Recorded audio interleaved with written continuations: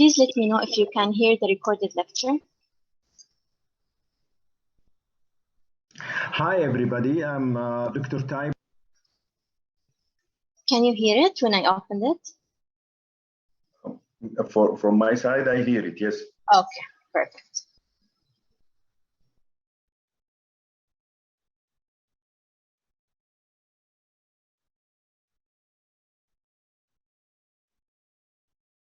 Hi, everybody. I'm Dr. Taiba. I like to present myself for you. I'm a surgeon, consultant of ENT, which stands for otolaryngology, head and neck surgery, and as well as I'm a surgeon for cochlear implant, and the first one who did the program at King Faisal. I was the formal head section. And now I am running my ENT medical center as a private after my retirement. And I am also a full professor at Al Faisal University. I was graduated from Miguel University. It is excellent that I communicate with you, but telling you the truth with this situation, I rather really seeing you, react with you, and that's what I love, what I like for the education. But nevertheless, Dr. Shaukat will pass to me if you have any question about the lecture. And the lecture today will talk about rhinitis, sinusitis, and epistaxis. I prefer to have these two links. You could go in these two links in the through the net, the YouTube, and you see the anatomy and physiology, and also the mucosal lining of upper and lower respiratory tract, and that's important so we could really understand the clinical presentation, pathogenesis, and treatment. I like all the time to start with the anatomy physiology. The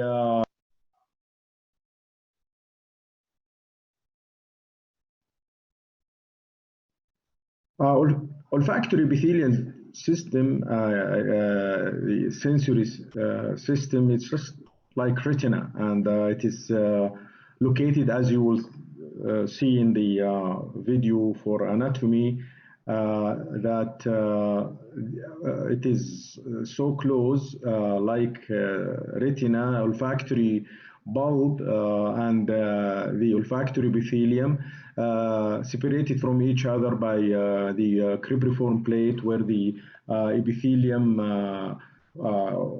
first order neuron at the olfactory will be stimulated by all the chemical stimulation come when it react with the mucous membrane and dissolve in mucus secretion, and that will stimulate and trigger the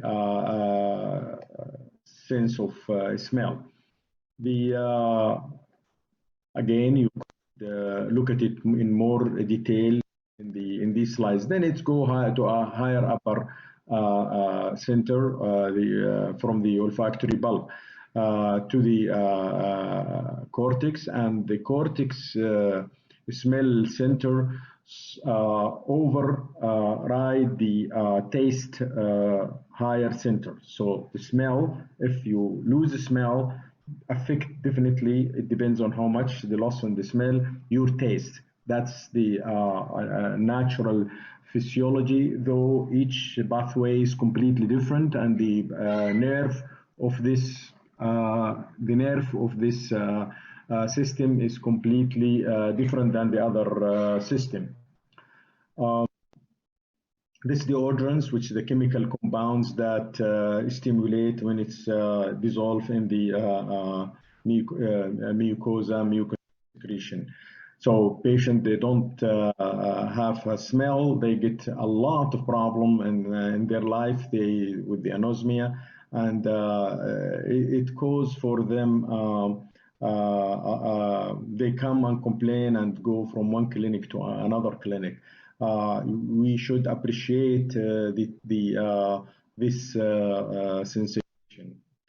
Now we'll talk about today rhinitis, which is inflammation of the mucous membrane and inside the nose, inside the sinuses, and leads to different types of causes. We will go through one by one. Either infectious, which is viral, bacterial, fungal, vasomotor rhinitis, allergy, rhinitis mucosa, chronic atrophic rhinitis, rhinitis secca, polypose, rhinitis, and systemic manifestation. In the examination, we need to have the tools because it is very narrowed lumen. We need headlights, we need the nasal speculum. We need also the fiber optic rigid endoscopes. Most of the clinic now, they have this with the screen.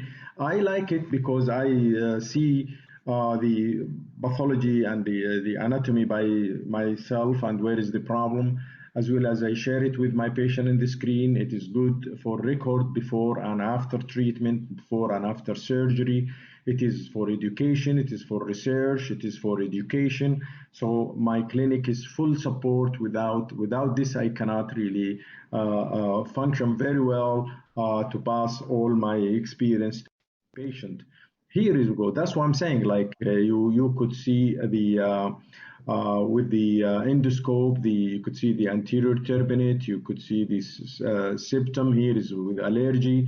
Then you go to the middle turbinate till the end here. You come to the nasopharynx and then torus taboris, which is a cartilage around the orifice of the Stachan tube. Behind that, we call this area is fossa Rosenmaler of Rosenmaler, and that's the area where the nasopharyngeal carcinoma started.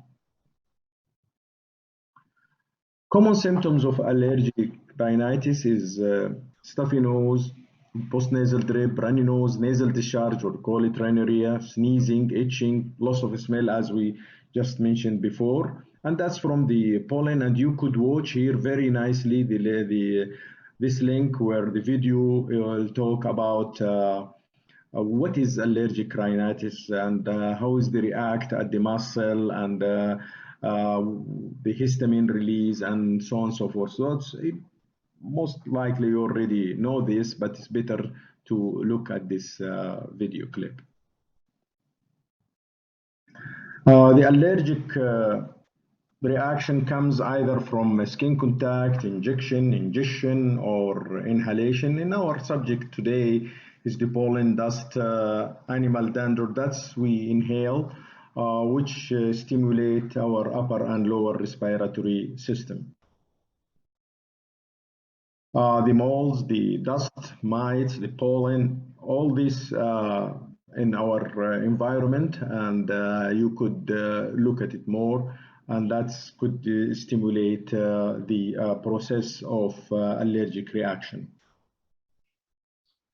As you could see here, the wheezing and the narrowing the airway because of the narrowing of the airway, and that's because of the histamine release and the contraction of the blood vessels, and then the patient get congestion in his nose, nasal drip, headache, and nasal obstruction, which could last whenever there is stimulation from the allergen. Either it will become seasonal or it come in all through perennial, all through the year. This publication done way back, it shows in the Saudi patient in 46% of the cases allergy could not be demonstrated in the eastern province, but 12% had eosinophilic rhinitis. This study by Professor Zagzoug, which shows that in the children of 10,000 identified with rhinitis, Very important that 17 of them, the group, they have hearing loss because there is a reaction in the middle ear from their allergic rhinitis. That's very well indicated here and shown here in the learning disorders because of they get sick and they get problem with the hearing, they can't sleep well, they get fatigue. And that's what is the patient presentation with allergic rhinitis. I will not go too much in this laboratory. You need to read more about it. For IgE mediated allergy, you do skin test and blood test. So basically, you do the skin test where different allergen injected subcutaneously in the puncture or epicutaneous test, and that's could be read in a couple of days. The reaction could shown after 20 minutes. Then that's the one things, and the RAST radioallergic absorbance test, as well as fluoro enzyme immunoassay allergen specific IgE test, which shows all what is the allergen that the patient develop reaction when he exposed to it, and that's very important to deal with it. In this slide, it shows the nasal cytology. Also, take a smear and you read and see the eosinophil in there. X-ray, CT scan, MRI, just to see what other complication takes place from the allergy, a part of the investigation for allergic rhinitis. So the best therapy is to avoid the environmental, the etiology. What is it? If there is, let's say, animals or birds at home, or trees, pollens, mites, things had to expose to sun and the aeration in the rooms. Later on, if this not very well work, we need to add pharmacological therapy or immunotherapy, and also natural medicine, which could also supported by the environment change at home. And that's the lavage for the nasal lavage, and the home for filtration and humidification. And this is the medication it's all illustrated here, where you could use medication to release the congestion and nasal corticosteroid, to limit oral corticosteroid and systemic or topical decongestant, so the patient can breathe and enjoy their life and can have a good sleep.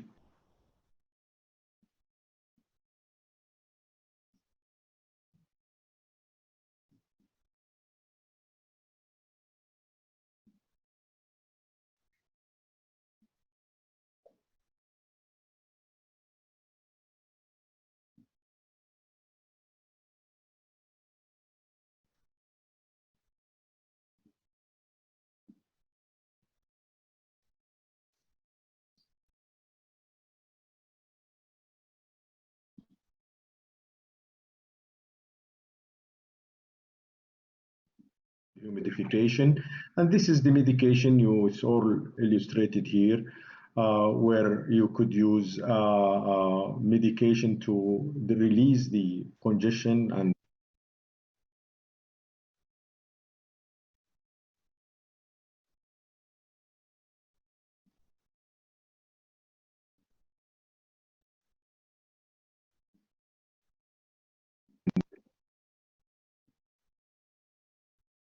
humidification, and this is the medication it's all illustrated here, where you could use medication to release the congestion and nasal corticosteroid, to limit oral corticosteroid and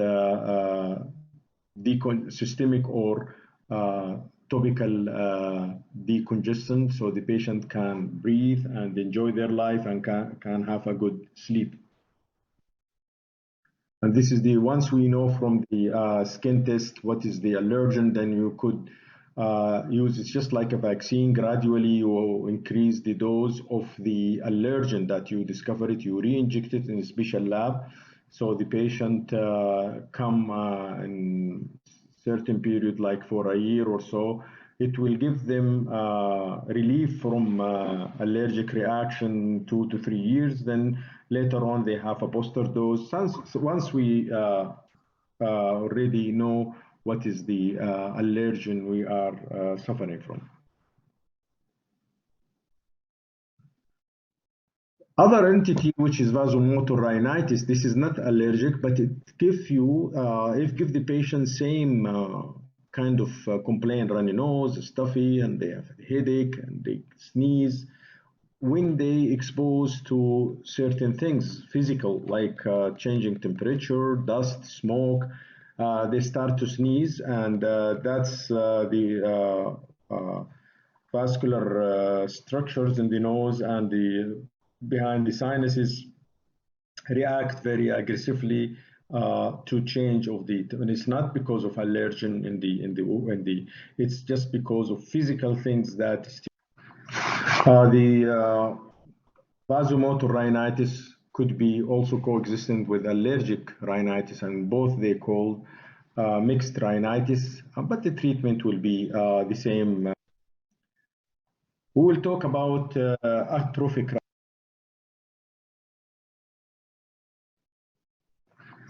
The vasomotor rhinitis could be also coexistent with allergic rhinitis, and both they call mixed rhinitis, but the treatment will be the same.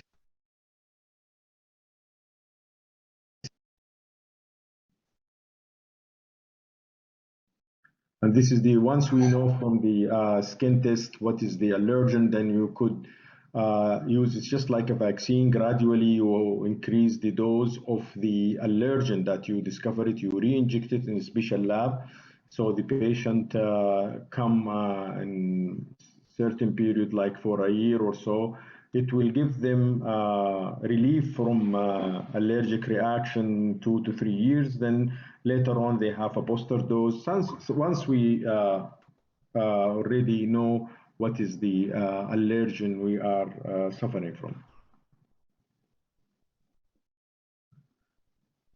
Other entity, which is vasomotor rhinitis, this is not allergic, but it give you, give the patient same kind of complaint, runny nose, stuffy, and they have headache and they sneeze. When they expose to certain things, physical, like changing temperature, dust, smoke, they start to sneeze, and that's the vascular structures in the nose and the behind the sinuses react very aggressively to change of the, and it's not because of allergen in the it's just because of physical things that the vasomotor rhinitis could be also coexistent with allergic rhinitis, and both they call mixed rhinitis, but the treatment will be the same for this pathology.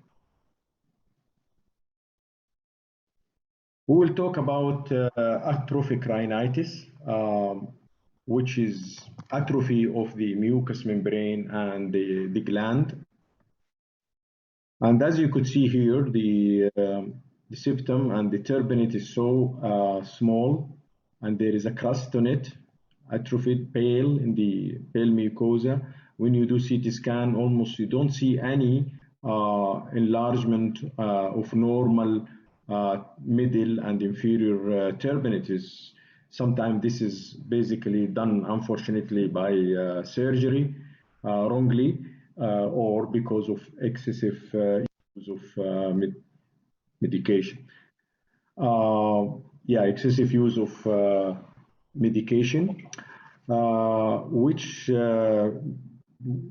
had what we call it rebound nasal congestion. The patient used atropine, for instance, and that he keep using it to have improvement to get better nasal airway because his turbinate is swollen from allergy. And by time this shut down, and then you get patient. We call this rhinitis medicamentosa with atrophy of their nasal airway, with the atrophy of their nasal airway. Pullus rhinitis, this another entity where the mucosa become develop a polyp, which is the secreting mucus gland inside the nasal cavity epithelium. Congenitally, we don't know why it's blocked, so the mucus secretion, natural one, cannot relieved, and then it become a big balloon polyps, as you see here, and this is the histopathology, and that block the nose, and by time also compress the bone structure, especially at the lamina papyracea, which separate the orbit from the nose, and also cribriform plate. So this is a long term, but need to be treated surgically. As you could see here in rhinolith, in foreign body formation inside the turbinate, that could cause rhinitis. Now we'll talk about infectious rhinitis, viral, bacterial, fungal. The viral rhinitis, which is very common, the common cold, and there is many different viruses that affect the nasal airway. So we have rhinoviruses, 40% of cold, and that's what it looks under electron microscope. The coronavirus, which is the nowadays things creating all the mess internationally. It was before transfer from animal to human, become SARS, then MERS in this 2009, 2015, and now in 2019, COVID coronavirus. That's which is now affecting whole country. It is a pan-endemic, and respiratory syncytial virus and parainfluenza. It affects the common cold, 26 million days of nearly in the missed school, 23 million days in absence from work. So it really affects the social and economy once it takes place. And now with this COVID-19, the damage is in billions in all over world economy. So this is the rhinovirus with correlation, and they just read it, and some people relate their things which is not true. So you read this by yourself. The importance of upper respiratory virus, this is the coronavirus, what it looks, which is RNA decodes and some proteins covered by lipids and protein, lipoprotein, and this will protein projection, they look like a crown, attached itself to the cell epithelium of the respiratory tract, upper and lower. Of even the conjunctiva, and then enter to cytoplasm and control the cell. Then it replicate itself, and then it disappear. The cell die and expel all the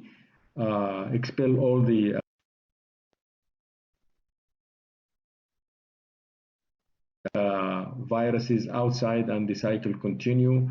And that's the problem with the coronavirus. It's this one, it stay long and transmitted by contact to the surface, as it is by droplets by airborne.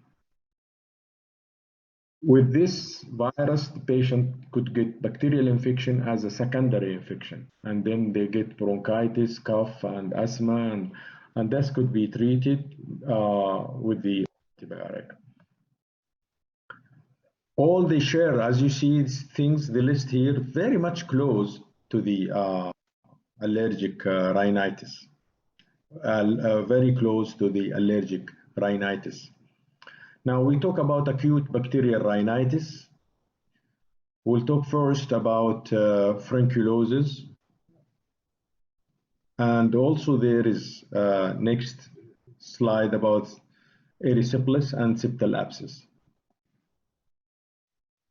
For furunculosis, which is takes place infection at the follicles of the hair cell. Usually, patient pick in their nose and pull out the hair. Then this abscess develop, which could be open by itself. If it is so huge, we drain it, but it's antibiotic will take care of it. But this is very important. We don't want any infection to continue in the nose area because of the pterygoid plexus, then to the cavernous sinus, and this could create more cranial problem. But this usually settled because it is superficial and it's obvious. Erysipelas, which is cellulitis group A Streptococcus bacterium, and could be treated very well with the antibiotic. After trauma or hemorrhage or post-surgery, patient could have septal abscess. This had to be treated right away without any delay because the pressure on the cartilage, this is the bony part, but there is a cartilage here, you don't see it in the x-ray, will dissolve, and then you have severe nasal deformity, so this had to be drained right away.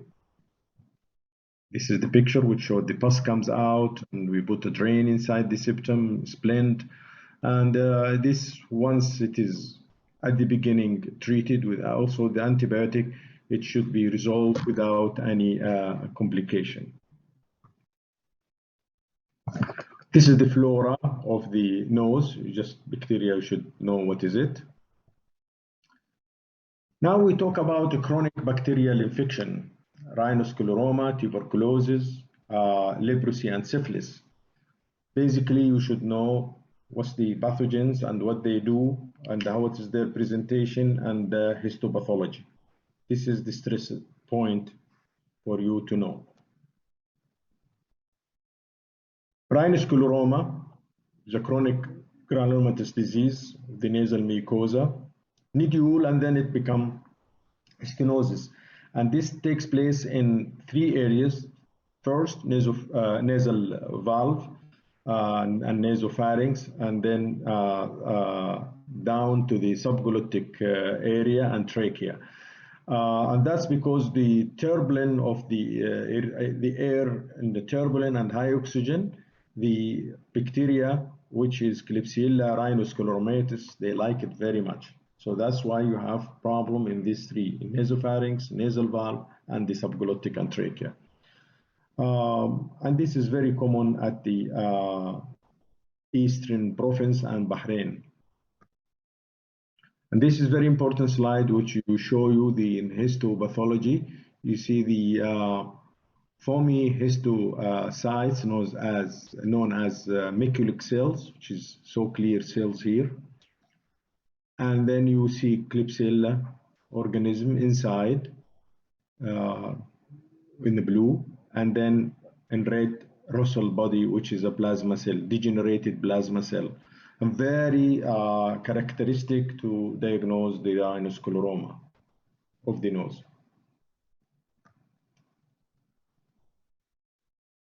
The treatment is to give the antibiotic drug of choice, streptomycin, tetracycline, or chloramphenicol, and this should be kept for a couple of weeks because this is a chronic disease and you need to submit the medication for a long period of time till it resolves and disappear.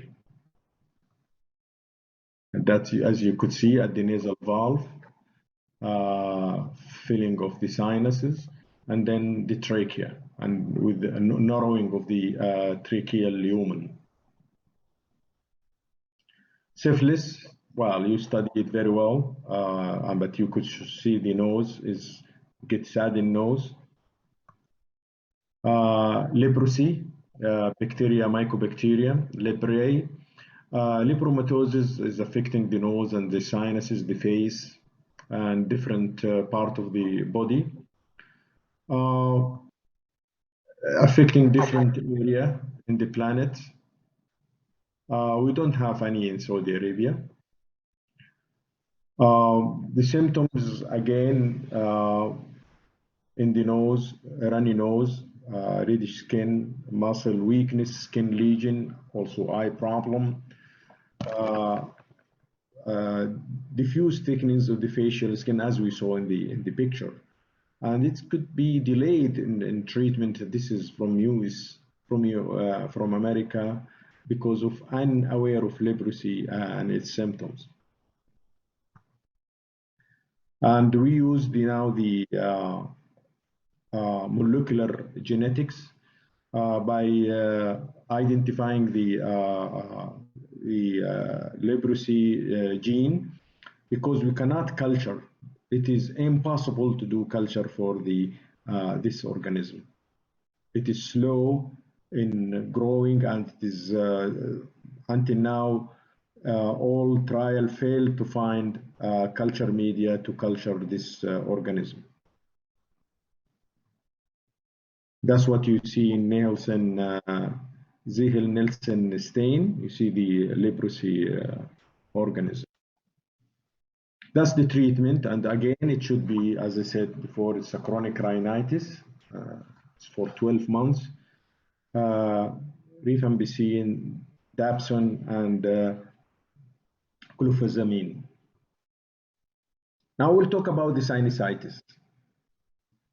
You cannot take culture from nose or nasopharynx, and it's very hard to take culture for case of sinusitis in the clinic setup. That should be possibly in surgery from the sinus cavity, and that's what it really reflects. What is the organism in terms of the sinusitis? So this will tell you now when you treat clinically, you treat is it acute or chronic, because you cannot do the culture. That's the bacteria you should know in the order: Streptococcus pneumonia, Haemophilus influenza, and the others. So this is very important to know. In acute sinusitis, organism completely different than chronic sinusitis. Here we go, the aerobic and anaerobic or mixed in chronic sinusitis.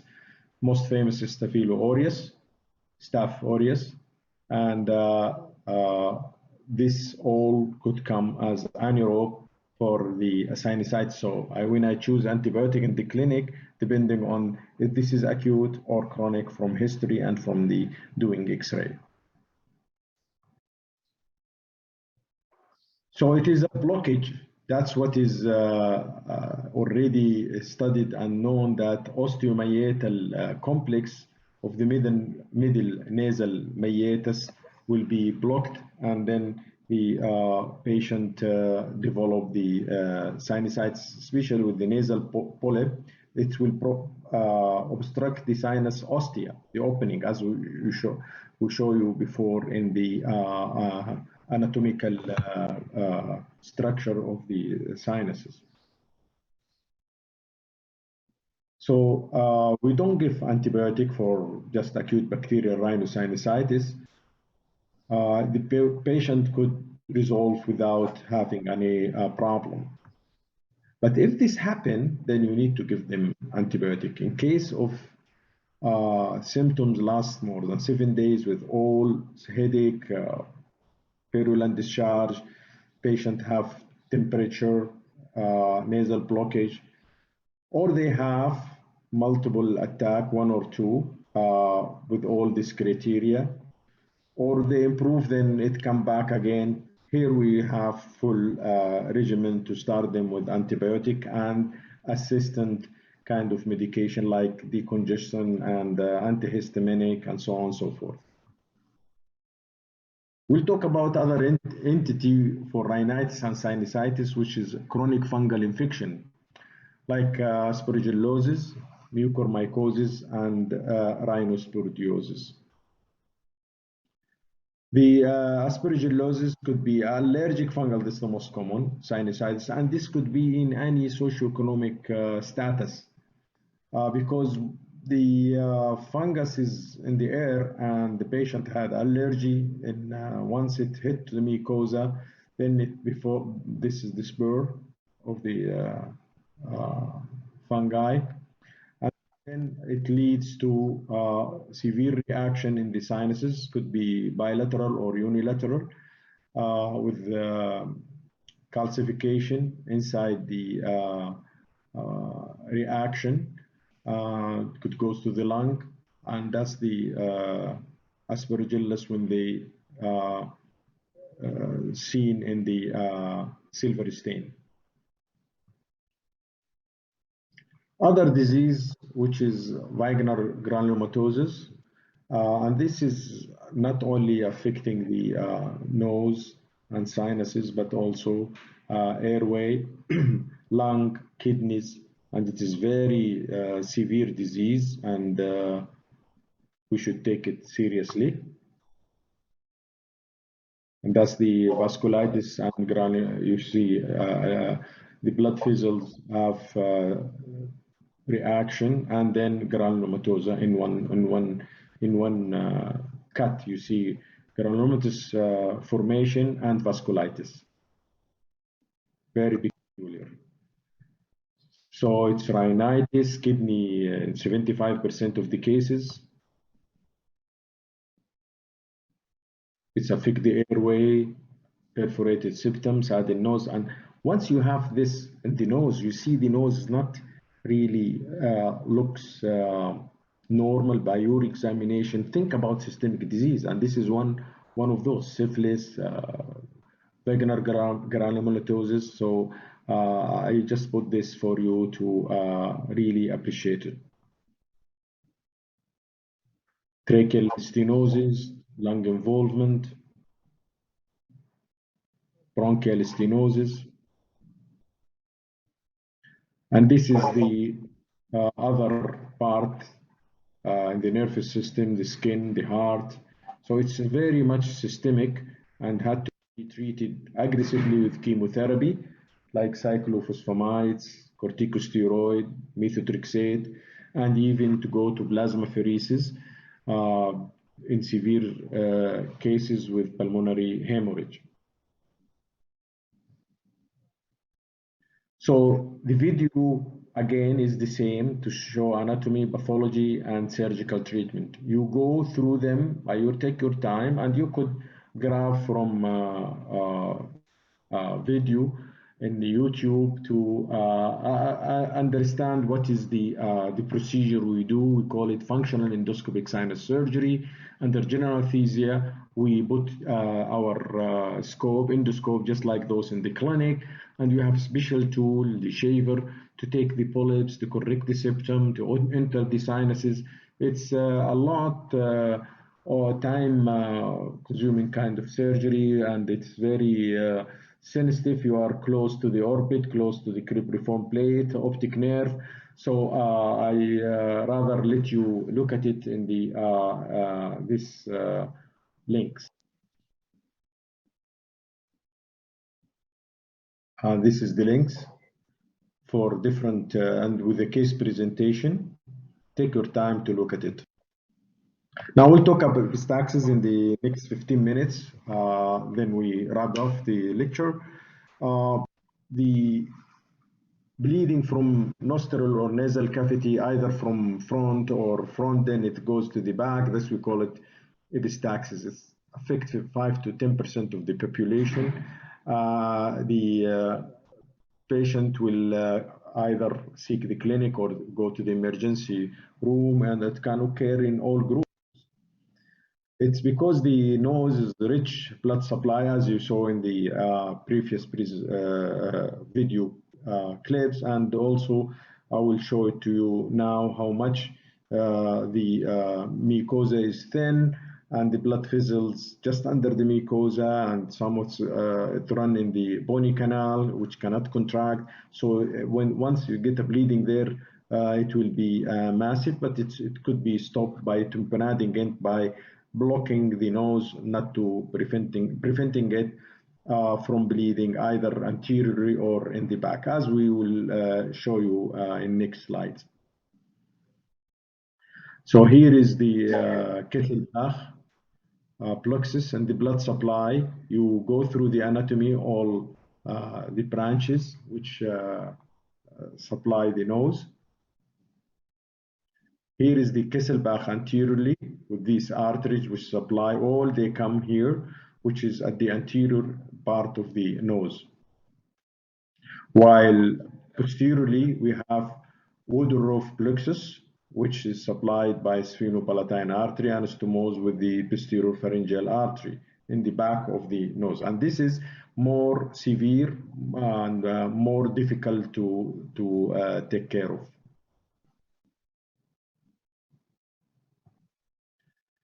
So you will differentiate between anterior and posterior epistaxis.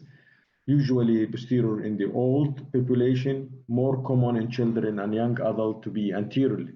And as I said, it's significant bleeding in the posterior, while here you could manage by just pinching the nose.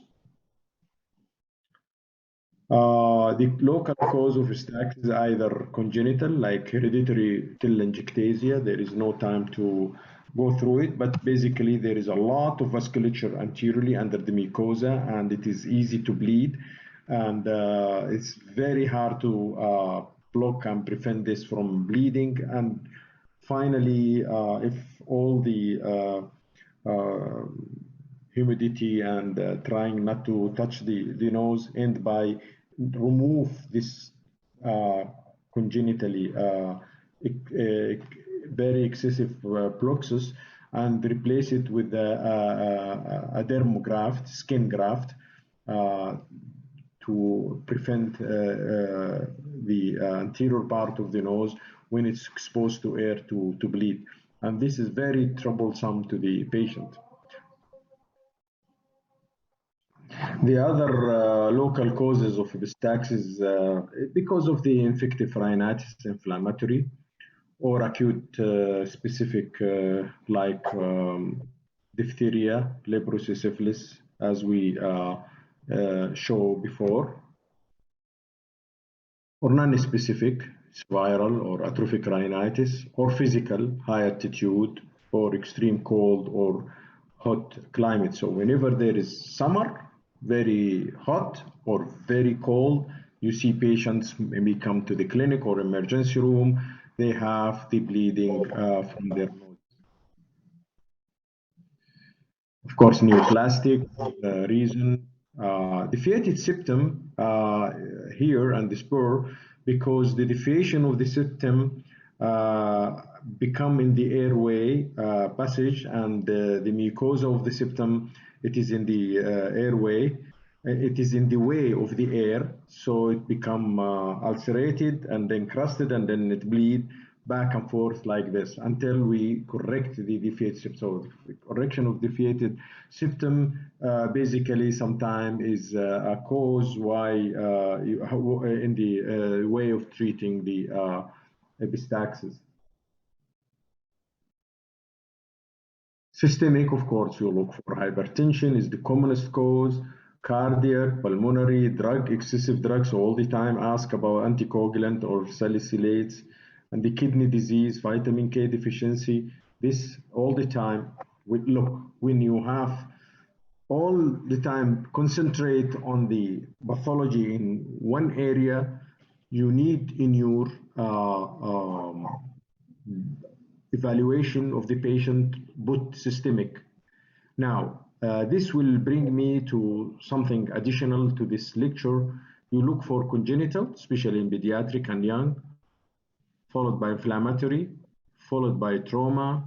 When they become older age, you look for tumor and systemic disease. And once you organize this in your mind, you don't forget nothing.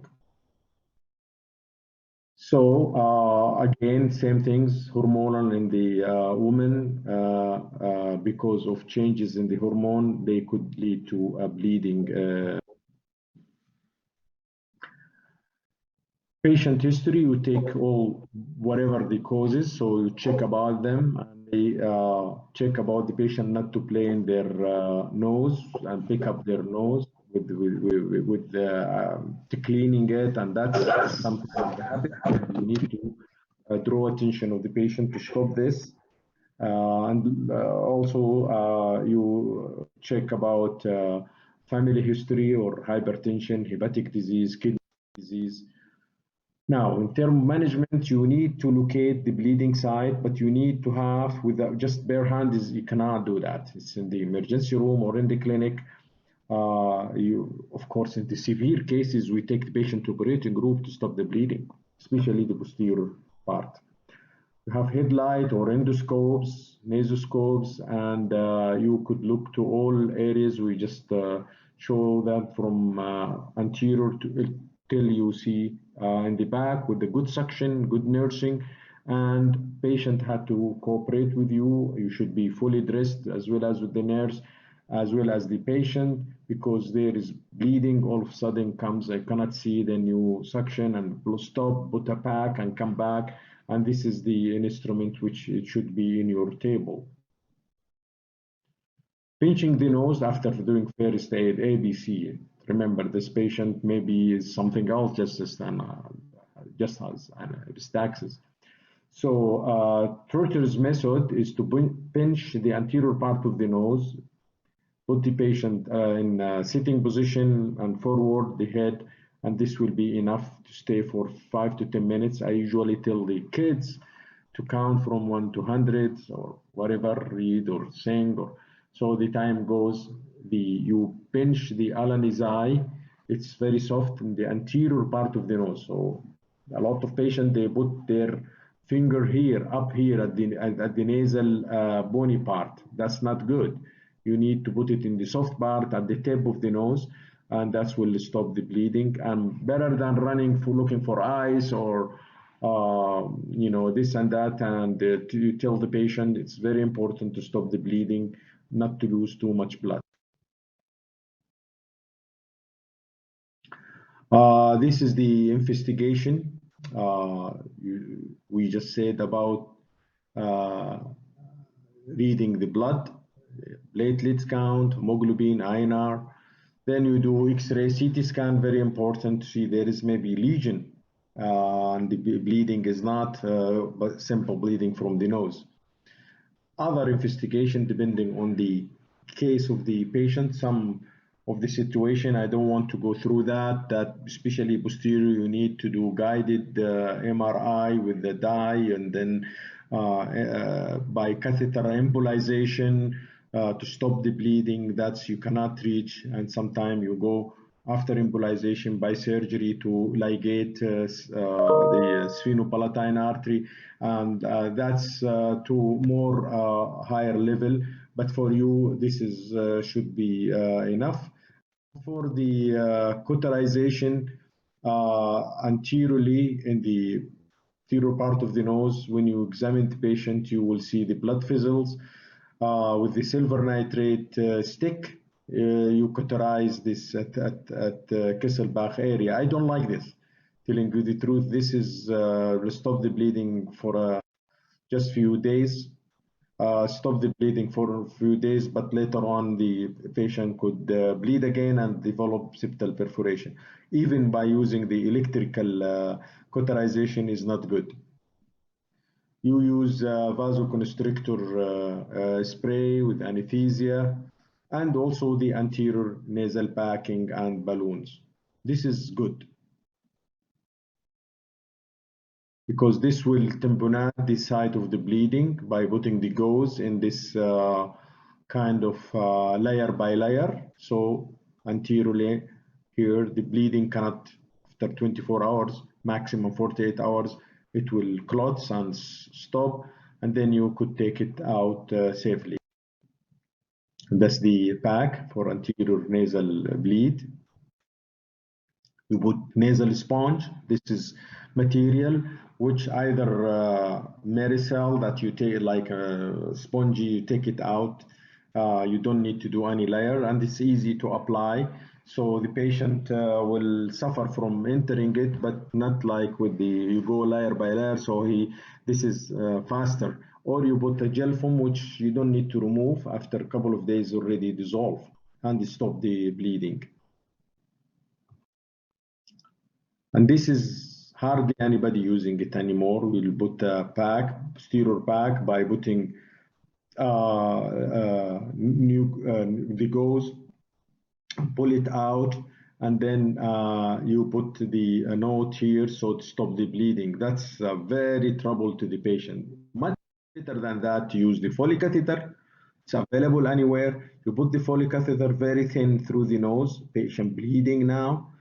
Inflate this with 5-10 cc saline, and then you stick it here and fix it in the face, the rest of the Foley catheter, and anteriorly you could tamponade it with the Agos. So there is no bleeding come from posterior and no bleeding come from anterior, and you control it in 5 minutes with less suffer to the patient.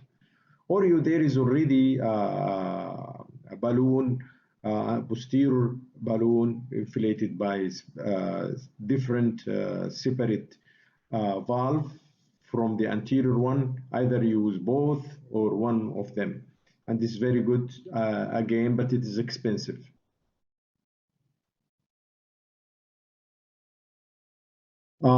Be careful not to lose the with the pressure, lead necrosis with all this stent and pressure of the packing to the nose. This is not very strong in blood supply, and the cartilage, if it is lost in ala nasal, no one in the world could reconstruct this, and the patient will be seen for the rest of his life with a pinch in his nose, and especially children in neonate. This is another things to remember.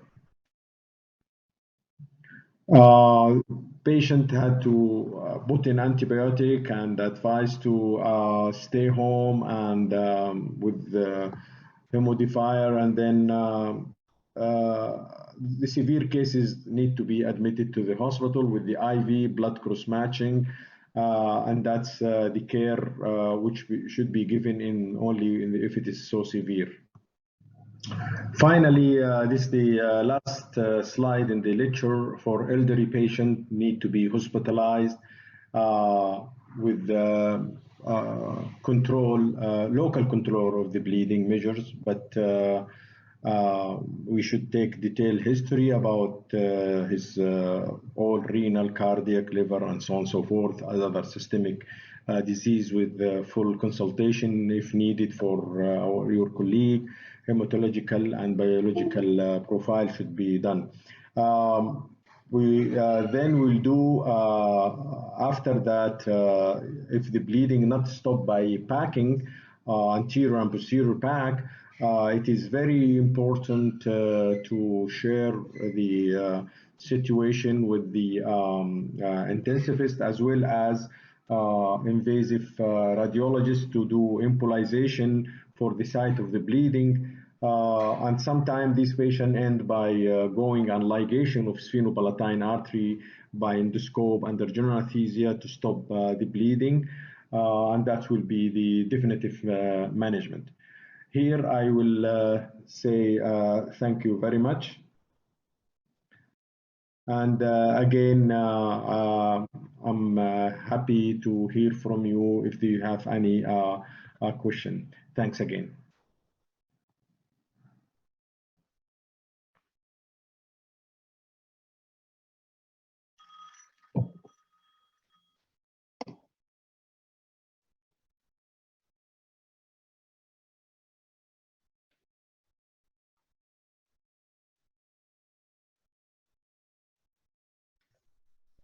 If there is any question, there is any time to answer some question, Dr. Maisa? Doctor, we have 2 minutes. There are some questions that has been listed in the chat. I recommend some of them. First one, was asking the question, I can't recall the name, but about medication for allergic rhinitis.